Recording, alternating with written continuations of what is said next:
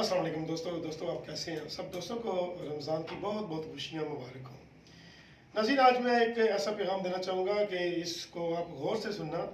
आप स्क्रीन पे देख सकते हैं कि रमज़ान मुबारक का महीना जैसे शुरू हो गया है, हर तरफ खुशियाँ रौनकें हैं और इसके साथ साथ तमाम मुसलमान बहन भाई सदका खैरात बहुत ज़्यादा करते हैं।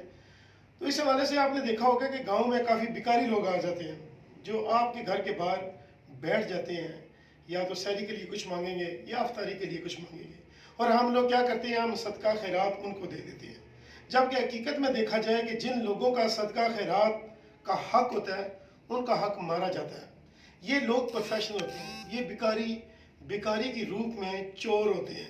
नाज़रीन, आप स्क्रीन पे देख सकते हैं कि भिखारी किस तरीके से गाँव में दाखिल होते हैं, घर के बाहर पैरा डाल लेते हैं और फिर मौका मिलते ही घर को लूट के चले जाते हैं। इसी तरीके से ये वाक़या जिले में पेश आया है कि किस तरीके से भिखारी हैं। इन भिखारियों में एक शादौला वली का रूप में एक बच्चा भी है और घर के बाहर बैठ जाते हैं और मौका मिलते ही घर को लूट के चले जाते हैं।